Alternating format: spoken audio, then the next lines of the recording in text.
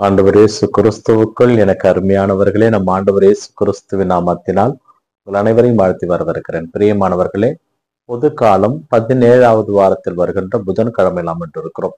இன்றைய வாசக பகிர்வு சிந்தனைக்காக நமக்கு கொடுக்கப்பட்டிருப்பது முதல் வாசகமாக விடுதலை பயண நூலில் இருந்தும், நற்செய்தி வாசகமாக மத்தேயு நற்செய்தியிலிருந்தும் நமக்கு செய்திகள் கொடுக்கப்பட்டிருக்கிறது. இதிலே ஆண்டவர் மோசேவை சீனாய் மலைக்கு அழைத்து தன்னுடைய கட்டளைகளை அவர் கொடுக்கின்றார். அந்த கட்டளைகளை அவர் தாங்கி வருகின்ற பொழுது அவருடைய முகத்தோற்றம் மாறி இருந்தது. அவருடைய முகம் பிரகாசமாக இருந்தது. மோசே இஸ்ரவேல் மக்கள் கூட்டத்தினரை அழைத்த பொழுது அந்த மக்கள் அவர் நெருங்கி வர அஞ்சினார்கள். ஏனென்றால் தான் கண்ட கடவுளுடைய முகம் எவ்வளவு பிரகாசமாக இருந்திருந்தால் அது மோசேயின் முகத்திலே அது பிரதிபலித்திருக்கும் என்பதை நாம் அறிந்து கொள்ள கடமைப்பட்டிருக்கிறோம்.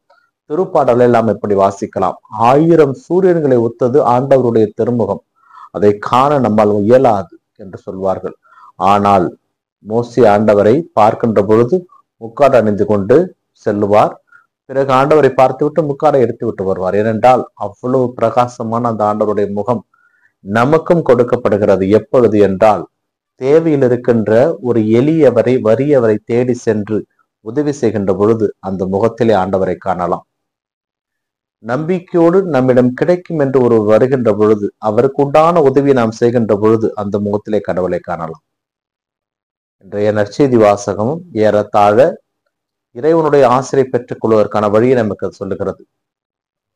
ஏனென்றால் ஒருவர் ஒரு புதையலை கண்டுபிடிக்கிறார்.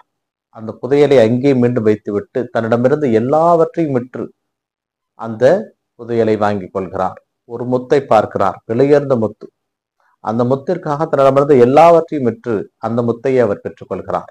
இறையரசு இவை இரண்டுக்கும் ஒப்பாகும் என்று இயேசு கிறிஸ்து சொல்லுகிறார். நல்லது எங்கிருந்து வந்தாலும் அதை ஏற்றுக்கொள்கின்ற மனப்பக்குவம் நமக்கு தேவைப்படுகிறது. ஏனென்றால் நல்லதை பல நல்லவர்கள் சொல்லுகின்ற பொழுது அதை ஏற்றுக்கொள்ளாமல் நாம் வாழ்கின்ற பொழுது பின்னாளிலே அது நமக்கு சாபமாக வந்து சேரும். நல்லதை யார் சொன்னாலும் ஏற்றுக்கொள்கின்ற மனப்பக்கம் இருக்கின்ற பொழுது அது ஆசீர்வாதமாக நமக்கு மாறும்.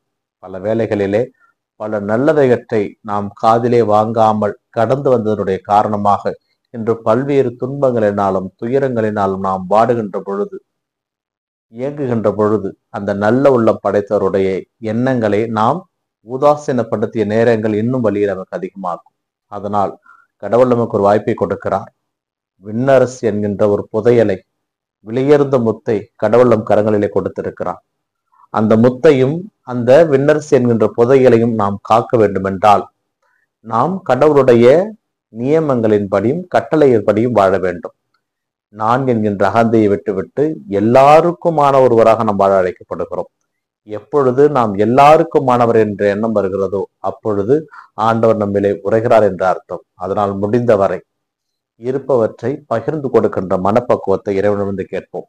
இல்லாதவருக்கு நம்மிடம் இருப்பதை எல்லாம் கொடுக்கின்ற மனப்பக்குவத்தை கேட்போம். ஏனென்றால் யாருடைய பெயராலும் நாம் பெற்றுக்கொண்டவருக்கு அதை கொடுக்காமல் நாம் அதை வைத்துக் கொள்கின்ற பொழுது சாபத்தோடு நாம் வாழ நேரும். அதனால் முடிந்தவரை இருப்பதை பகிர்ந்து கொடுப்போம். இல்லாதவரோடு இணக்கமாக வாழ முயற்சி செய்வோம். இந்த நாள் உங்களுக்கு இனிய நாளாகவே மட்டும் இறைவன் இயேசு என்று வாழ்த்து பெறுவாராக. ஆமேன்.